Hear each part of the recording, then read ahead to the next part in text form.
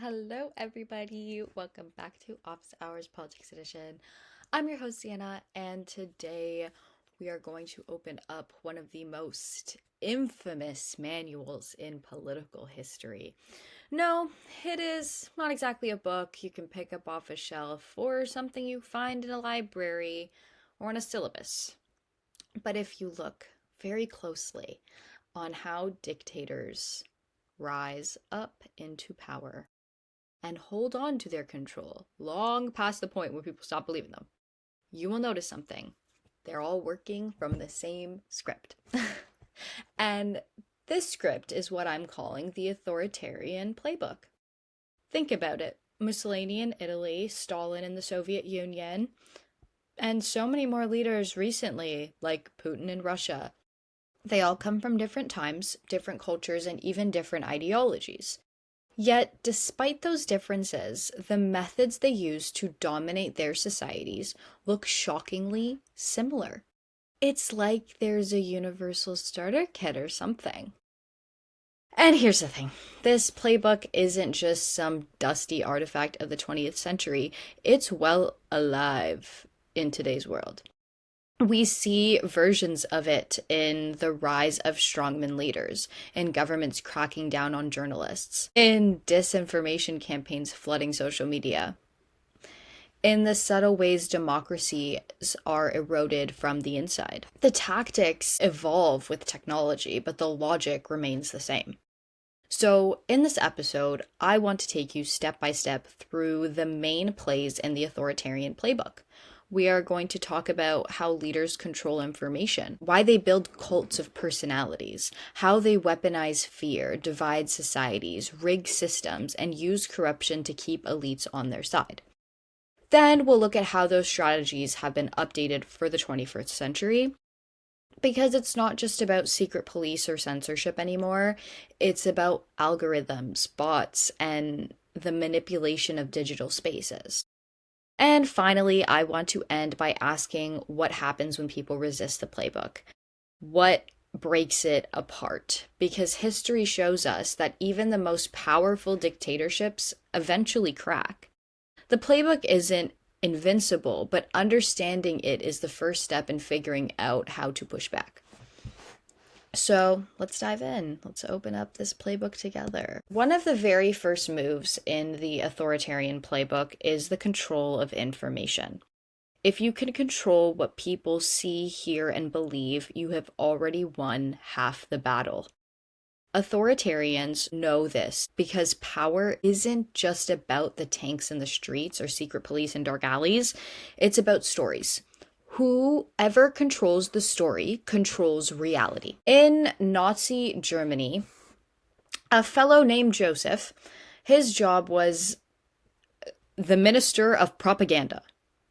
And what that meant is he was tasked with flooding German society with one message. Hitler is the savior of the nation, and the Jews, communists, and anyone who opposed him were enemies of the people. This wasn't just posters and speeches, it was radio, film, newspaper, children's books. Every medium was weaponized to deliver a signal, unified narrative. And this isn't just history. Fast forward to Putin's Russia.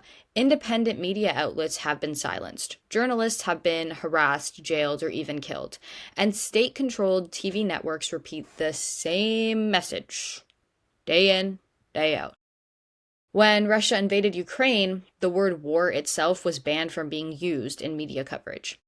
It wasn't a war, it was a special military operation.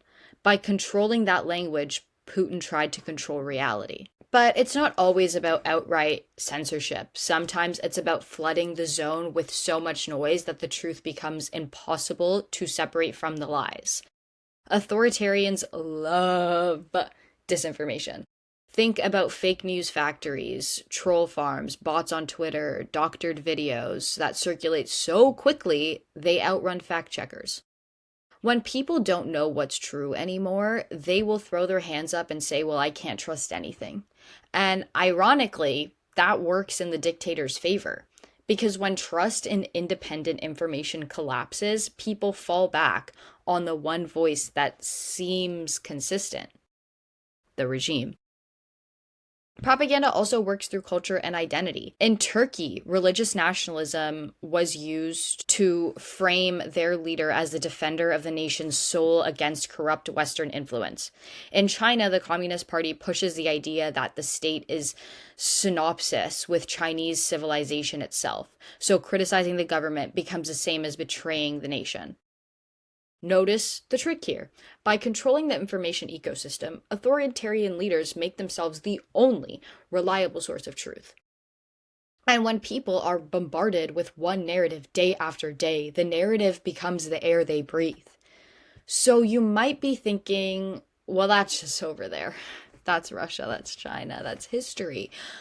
But here's where it gets uncomfortable. Elements of this playbook creep up into democracies as well. When politicians attack the press as fake news, or when they try to delegitimize independent journalists, when they spread conspiracy theories to muddy the waters, they're borrowing directly from the authoritarian script. So the first rule of the playbook is simple but devastating. Seize control over the narrative. Make your voice the loudest. Drown out the competition and confuse people until they don't know what to believe. Once you control the flow of information, you can start controlling everything. And that brings us to our next play, building a cult of personality. Because it's not just enough to silence critics or spread propaganda, the authoritarian leader also needs to elevate themselves into something larger than life, someone who is not just obeyed, but adored. If propaganda is about controlling the story, then the cult of personality is about making the leader the star of the show. The second move in the authoritarian playbook is to transform yourself from a politician into a myth. Think of Stalin in the Soviet Union. His image was everywhere. Posters, statues, portraits, hanging in every office and schoolroom. He wasn't just the head of state, he was the father of nations, the wise, infallible leader who could do no wrong. People were encouraged to treat him almost like a god. Children learned songs about praising him. Citizens were forced to show loyalty not just to the party, but to him personally. The same pattern repeats again and again. We see it in North Korea. Their biographies were rewritten into legends. Kim Jong-un supposedly learned to walk at 3 weeks old and write poetry before the age of 5. These myths are laughable to outsiders, but inside the system, they serve a purpose. They make questioning their leader feel like blasphemy. And here's what's important. Cults of personality aren't just like giant statues or bizarre myths, as the examples I've been giving you, but sometimes they are very, very subtle. Political branding makes them appear as embodiments of the people, strong, decisive, incorruptible. And only those who truly understand the nation, their names, their faces, their slogans, separate public space until people begin to equate the nation itself with the man on top. Why do dictators do this? Because it shifts loyalty away from institutions and towards the individual. If you trust the Constitution, the courts, or the parliament, then those institutions, in theory, outlast and even challenge a leader. But if you only trust the leader, if you're emotionally attached to him, he becomes untouchable. And then there's a psychological element here too. In times of chaos or crisis, people crave certainty. A strong leader who presents himself as the answer to all these problems can feel comforting. It's a dangerous kind of comfort, but it is powerful. That's why slogans like "Only I can fix it" resonate. They simplify the world into one problem, one solution, one man. Here's the catch. Cults of personality are fragile. Because when the leader starts to lose legitimacy, when people realize he isn't a god, he isn't infallible, the entire myth can collapse. That's why authoritarian leaders double down, constantly inflating their image, silencing anyone who challenges the myth, and surrounding themselves with symbols of greatness. And with that being said, something that really comes to mind is the monarchy system and this notion of the divine right of kings. eventually people do wake up to realize that, okay, God didn't solo you to be king. But they do everything to protect that and to spew that rhetoric. So, the second rule of the playbook is to make yourself larger than life. Turn your leadership into something emotional, almost spiritual.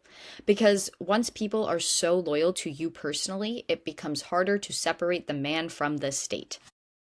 But of course, admiration is not enough. To keep power, dictators need another tool: fear. And that is when the third play in the authoritarian playbook comes in: repression, intimidation, and the politics of terror. Propaganda shapes the story. Cult of personality elevates the leader. But let's be honest, no political regime survives on love alone. The third rule of the playbook is fear. Pure, calculated repression. Authoritarians know that admiration can fade. Propaganda can be questioned. But fear keeps people in line even when they stop believing. Take Stalin again. His Great Purge in the 1930s wasn't about eliminating rivals inside the Communist Party. It was about creating a climate where no one felt safe. People were arrested in the middle of the night. Neighbors denounced each other. Confessions were forced under torture. The result was that no one could trust anyone.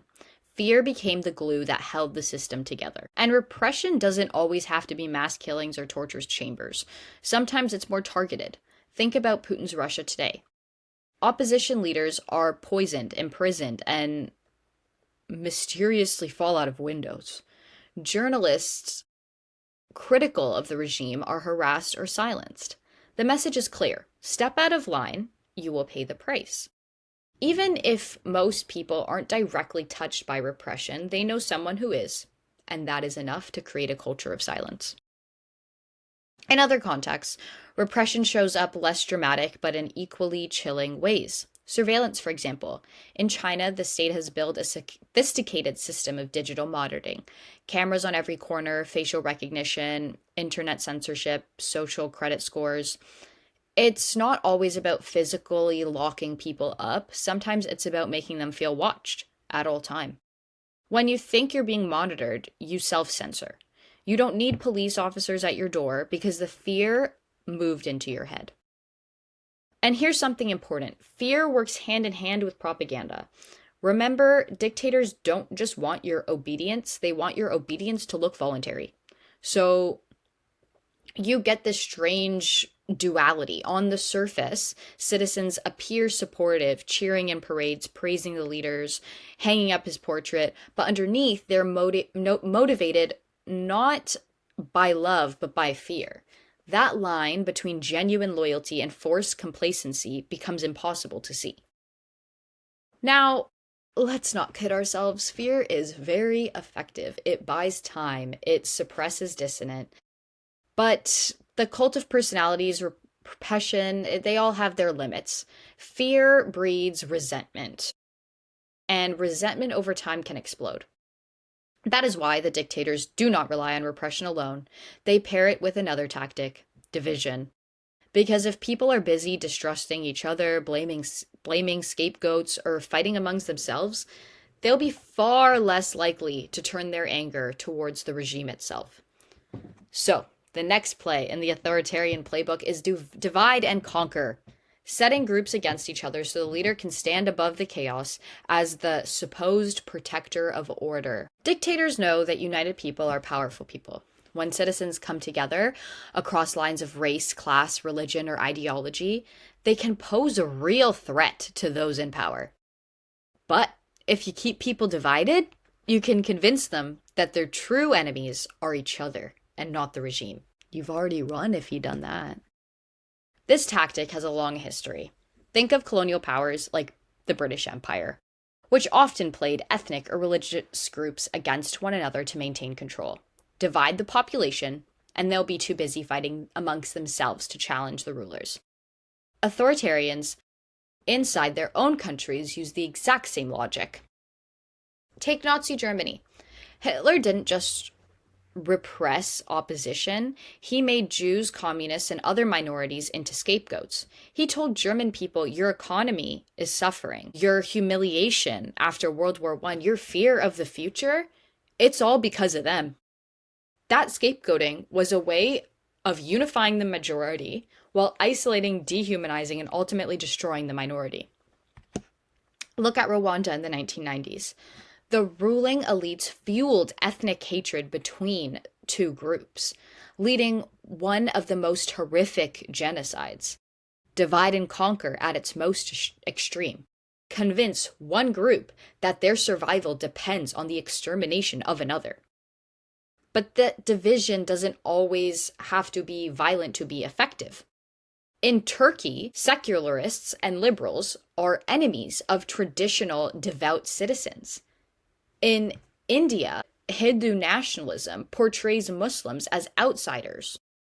In each case, the leader positions himself as the protector of the real people against the so-called dangerous minority. Here's the trick. When people are afraid of each other, they turn to the strongman for security. Division justifies repression, justifies censorship, justifies the leader's concentration of power. Because without him, the argument goes, society would collapse into chaos. And it works in subtler ways too. Economic inequality, for example, can be weaponized. Elites versus workers, urban versus rural, young versus old. If people are kept suspicious of each other, they are less likely to recognize a system that oppresses them all. So here's where it hits close to home. Divide and conquer isn't just a foreign phenomenon. When politicians and democracies deliberately polarize societies, when they pit real citizens against so-called outsiders, they frame the press, immigrants, or political oppositions as enemies of the people. So they're not just being decisive, they're borrowing straight from the authoritarian playbook. So the fourth rule is clear. Keep society fractured. Encourage suspicion, elevate some groups as true patriots, while casting others as threats. Because a divided society is a manageable society. But division alone won't keep a dictator in power forever. To truly entrench themselves, authoritarians need to rig the system itself. Rewriting rules, corrupting institutions, buying loyalty from elites. Which brings us to our next part of the playbook. Let's start with the rules. One of the first things dictators do is rewrite constitutions, extend term limits, or change election laws. We can look at Venezuela. The constitution was rewritten, courts were stacked with loyalists, and the electoral systems were manipulated so that even when the opposition had mass support, the regime stayed in power. Take a look at Russia. Putin has been in power in one form and another since 1999. How? By alternating between president and prime minister, reshuffling the constitution, and most recently pushing through amendments that allow him to potentially stay in office until 2000. It's not that there are not elections in Russia. They are. But when the opposition is jailed, media is censored, and ballots are manipulated, those elections are a little more like a theater. And this isn't just about laws on paper, it's about controlling the referees. Authoritarians pack courts with loyal judges, turn legislators into rubber stamps, and bend the military and police into personal tools rather than neutral institutions. Once that happens, the possibility of fair competition vanishes. But rules aren't enough. You also need powerful people on your side. Which is where corruption comes in. Dictators build a network of loyalty by distributing wealth by distributing wealth, contracts, and positions of power to those who serve them. In other words, you stay rich and safe as long as you're loyal. Step out of line and you lose everything. Consider Saddam Hussein's Iraq.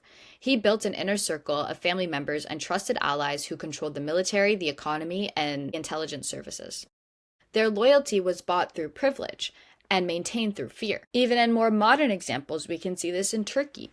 Construction contracts and lucrative business opportunities often go to firms connected to the ruling party. The message is clear. Loyalty pays. Here's the double-edged sword. Corruption isn't a flaw of authoritarianism, it's a feature. See how it's how the system sustains itself.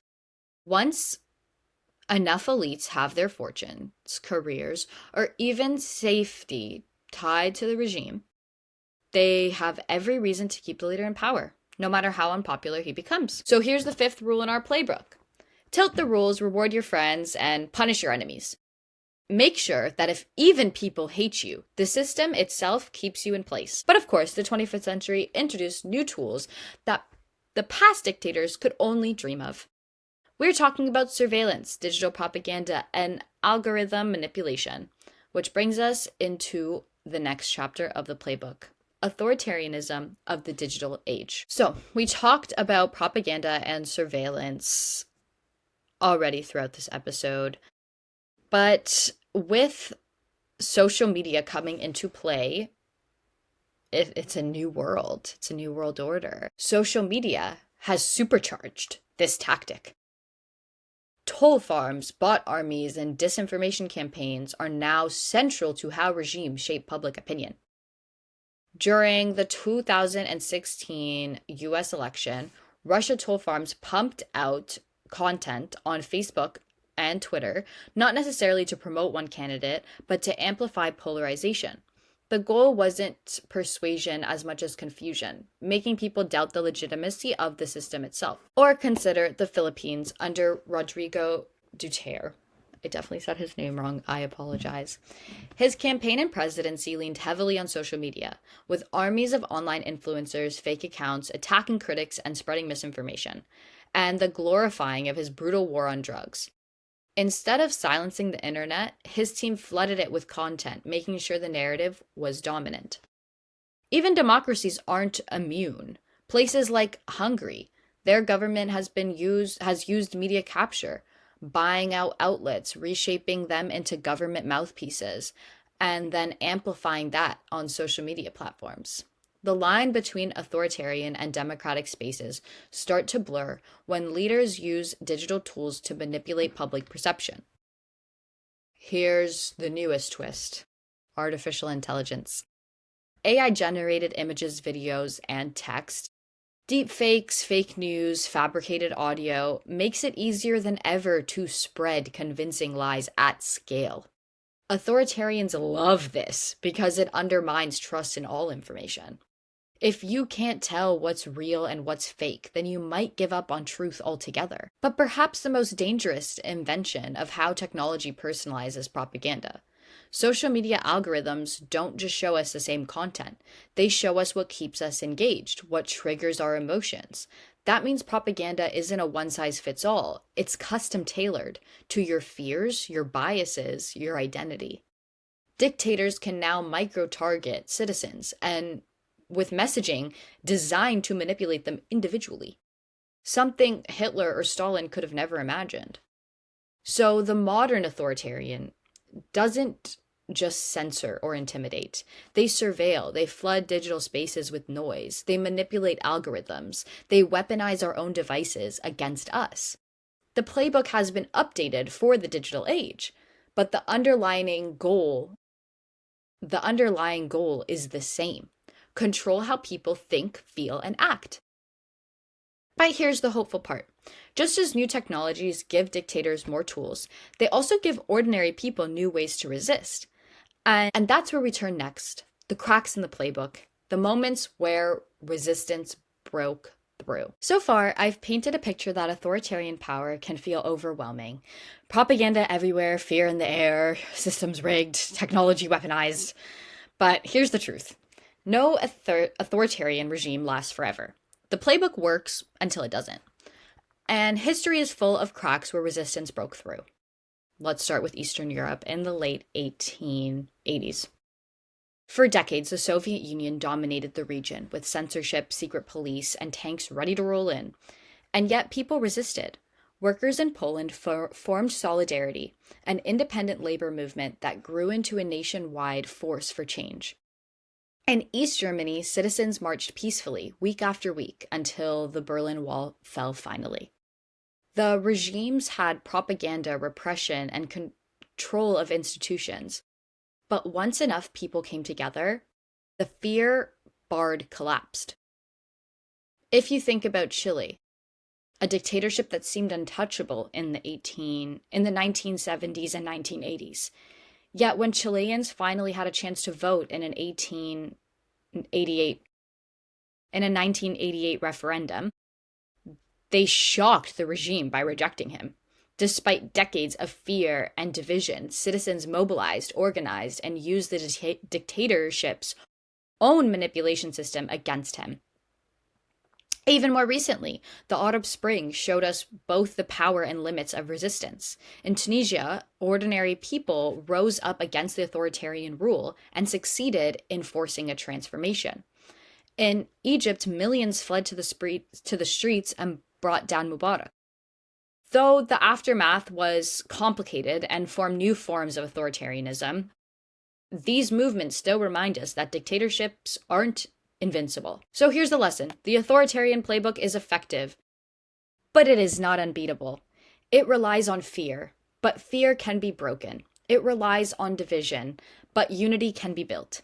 It relies on propaganda, but the truth has a way of resurfacing. History shows us that every authoritarian system eventually faces a breaking point, even if it takes years, decades, or sometimes generations. Which brings us to our final section. Why does this matter right now? The authoritarian playbook isn't just something that belongs in history or faraway countries. Elements of it creep into our democracies as well. When leaders attack the press saying fake news, or when they delegitimize elections before the first vote is even cast. When they treat opponents as enemies instead of rivals. When they deliberately enforce division for political gain. Those are warning signs. Hint, hint, nudge, nudge. They may not be full-blown dictatorships, but they are still plays from the same manual. That's why paying attention is so important. Democracies don't usually collapse with a bang. They erode slowly, step by step, tact by tact, until one day people wake up and realize that the space for dissent has shrunk. Institutions have been hollowed out, and the leader stands above the law. The authoritarian playbook is most dangerous when it doesn't look like authoritarianism. That's when it's wrapped in the language of democracy, nationalism, or even security. Here's the hopeful part. The same awareness that allows dictators to manipulate can also empower us to resist. When we recognize patterns, when we name the tactics, when we connect the dots, we make it harder for their gaslighting to work. Propaganda loses its power when people question it. So if there's one takeaway from today's episode, let it be this. Authoritarians may share the same playbook, but so do citizens. And our playbook is vigilance, solidarity, truth-telling, and courage. Thank you so much for spending this time with me, breaking down the mechanisms of power and resistance. If you enjoyed today's episode, don't forget to share it with somebody who might find it useful. As always, stay curious, stay critically, and most importantly, stay politically engaged. Bye, guys.